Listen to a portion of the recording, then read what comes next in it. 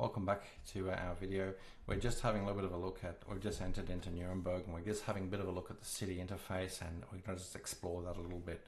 So once you enter into the town, you can pretty much choose where you're going to be able to go in there. So for example, we have the inn, we have a marketplace. We're going to be able to exchange goods and find places to sell things, the church, the guild quarters. So just like in the original Darklands, I really enjoyed how that sort of divided the city up and you could get from one area to the other by the streets. And we're going to do a similar sort of a thing with Nuremberg. Different cities have got different elements. They're not all the same, they're all quite different.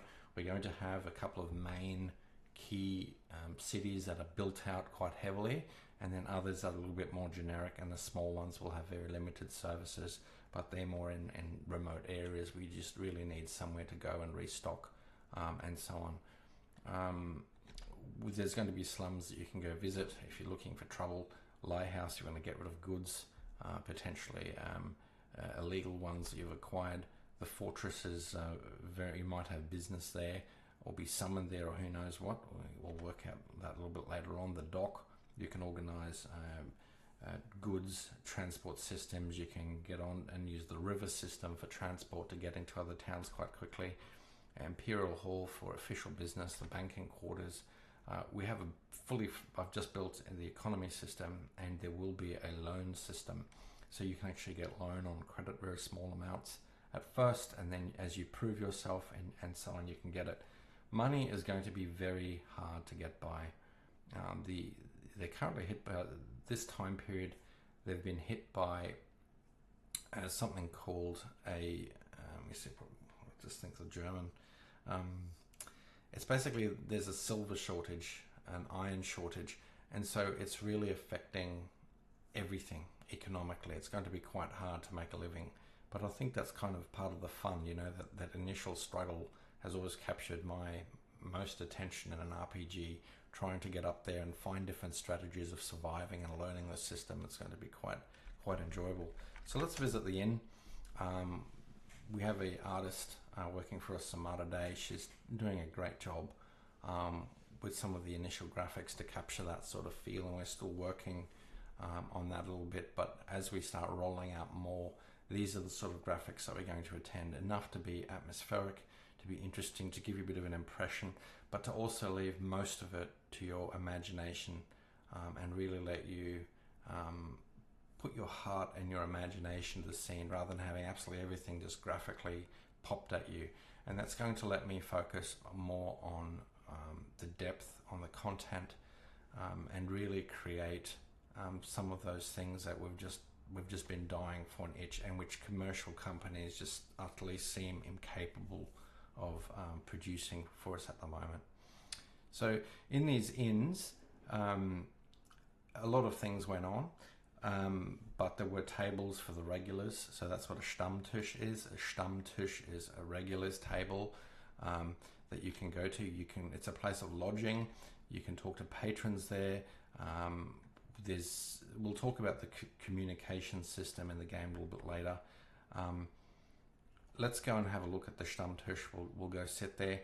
In these inns, the innkeeper was responsible for everything that happened underneath. So they were almost like a city spy as well. They wouldn't tolerate certain things. You had to watch them. So there's no massive. There were fines and penalties. You wouldn't murder anyone. Even fights you could be charged with. It affected your reputation. There's a German concept of Ehre or honor.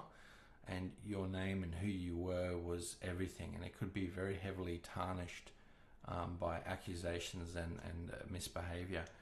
So let's go and have a look at the Stammtisch. This Stammtisch I've visited a fair bit. There's a lot of graffiti on here from people that have visited. This is actually part of the communication system. So what you can do is you can actually pick up clues on what's going on around the world and in your area by reading the graffiti. So you can, some of them got different conditions. There are different messages that you can read. So I've made it enjoyable, and as you read it, you will learn about the world around you. these are procedurally generated as well off the real life events, and it is part of the system that makes things come alive. And so you can go from there. We've developed 2 card game systems. For those of you that loved Pizark, Fem is a little bit like that. So it's going to have that itch for you. We might have collectible cards that you can gather as you go around, that you can bring your own set with you. Not all regions will have the games, so if you have yours, your own set, you will always be able to play it where you go, and you can do a little bit of light gambling and make a little bit of money with it potentially, or lose a whole lot. Karnoffel is one of the key games that we have already developed. I know it's going to make the video a little bit longer, but I'll give you a look at it. So you can actually set it up for how you want to play. We'll set up 2 players. We'll go medium difficulty. We'll make it a friendly game. That all looks pretty good to me.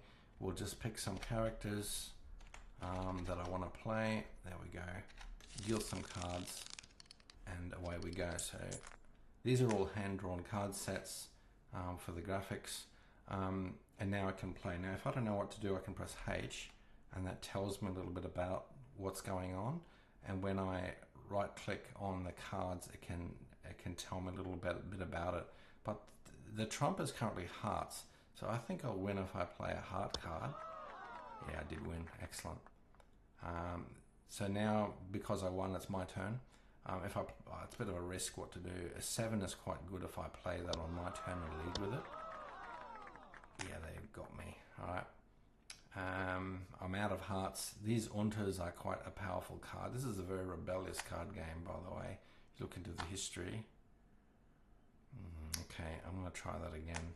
Oh, it's a heart. Pointless. Oh, no. Yeah, I lost. So fortunately, it was just a trial game, and I didn't lose too much going out of it. But there's going to be card games that's like a fully fledged one that's already had some development done to it. So I hope you've enjoyed that. The next thing I'm going to talk about is lineage and family. So join us in the video for that next.